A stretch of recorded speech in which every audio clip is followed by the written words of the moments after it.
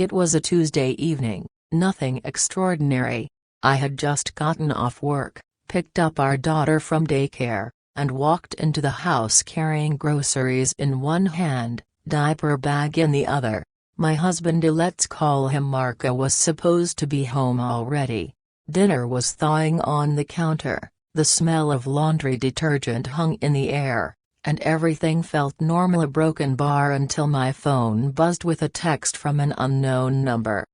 Greater than you don't know me, but I think my sister is dating your husband. At first, I thought it was a scam. I almost deleted it. But then the woman sent a photo of Mark, sitting at a restaurant, smiling, holding hands with another woman I didn't recognize. My chest tightened. I remember dropping the phone onto the counter as my daughter tugged at my shirt asking for juice. The world started spinning. I'd been married for 7 years. 7 years of birthdays, anniversaries, vacations, and inside jokes. I thought we had a strong marriage, not perfect but real. But now, my reality cracked in one text message. That night, I didn't confront him right away. Instead, I went into detective mode. I've always been the type who needs proof before emotion takes over. So I responded to the woman who had texted me. Turns out, she had been suspicious of her sister's boyfriend for months. He never introduced her to his family, never let her see his house, always had excuses. But she knew something wasn't right. Her sister, let's call her Rachel, had been dating Mark for almost 2 years. 2 years. And then came the dagger to the heart. Rachel wasn't just his side fling. She thought she was his girlfriend. She thought I was the mistress. The next few days were a blur. I barely slept, barely ate. I looked through old text messages, credit card bills, work trips that suddenly didn't add up. My entire marriage began unraveling like a sweater caught on a nail.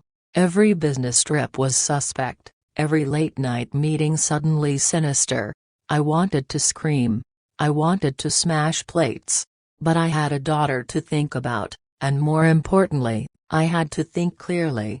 Because I realized, I was dealing with a man who had built 2 lives. When I finally confronted him, I'll never forget his face. I sat him down at the table, looked him straight in the eye, and slid my phone across the wood grain with the photo of him and Rachel. For a moment, he went pale. He didn't even try to deny it. Instead, he sighed. I was going to tell you. That Linnea God, it still makes my blood boil. He wasn't going to tell me. He was going to keep living both lives until he got caught. He admitted everything. Yes, he was dating Rachel. Yes, it had been going on for years. Yes, he had lied about everything from late nights at work to weekend conferences. And the cruelest twist? Rachel had just found out she was pregnant. I broke. I mean, truly broke. My marriage wasn't just ending, it was imploding. Betrayal is a strange kind of pain. It's like grief and rage wrapped in barbed wire. But here's where things took a turn. I could have stayed quiet, wallowed, let him control the narrative. Instead, I called Rachel. Directly. It wasn't easy. I was shaking when I dialed the number. But when she answered, her voice cracked too. She had just found out the truth from her sister. She was devastated, sobbing, angry, feeling used. And for a strange, surreal moment, we were on the same side. 2 women blindsided by the same man. We talked for almost 2 hours. Not yelling, not blaming each other, but piecing together the timeline. She had receipts, I had receipts, and together we finally saw the full picture. That conversation changed everything for me. Because instead of seeing her as the other woman, I realized she was also a victim. She didn't know about me, just like I didn't know about her.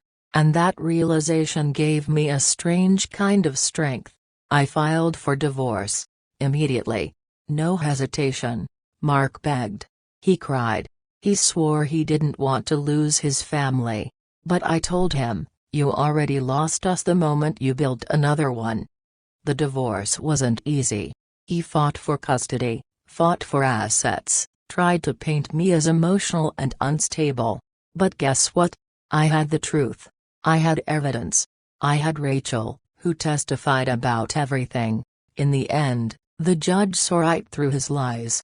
I kept primary custody of our daughter, the house, and enough support to keep us steady. But the real victory wasn't in court. It was in rebuilding myself. For months, I had to relearn who I was without him. Simple things of fixing the leaky faucet, changing the car oil, even just waking up alone felt foreign. But each challenge I conquered became a brick in the new foundation of my life. Rachel had her baby, a little boy, and believe it or not, we stayed in touch. She cut ties with Mark completely, choosing to raise her son with her family's support instead. Sometimes we even joked about starting a support group for women who accidentally share a husband. Dark humor, but it helped us heal. Looking back now, 2 years later, I can honestly say, getting that text message was both the worst and best thing that ever happened to me. Yes, it broke me. Yes, it destroyed the life I thought I had. But it also forced me to grow stronger than I ever imagined. It showed me that betrayal doesn't define you, your response does. And if anyone out there is reading this while suspecting something, or maybe just starting to go through something similar, hear me when I say this, you are stronger than you think. You don't have to stay in the ashes of someone else's lies. You can rebuild. Because I did. And my daughter? She sees a mother who didn't grumble. She sees a mother who chose dignity over despair. And that, more than anything, is the victory I'll carry with me forever. Message: sometimes, the ending you never wanted is the beginning you truly needed.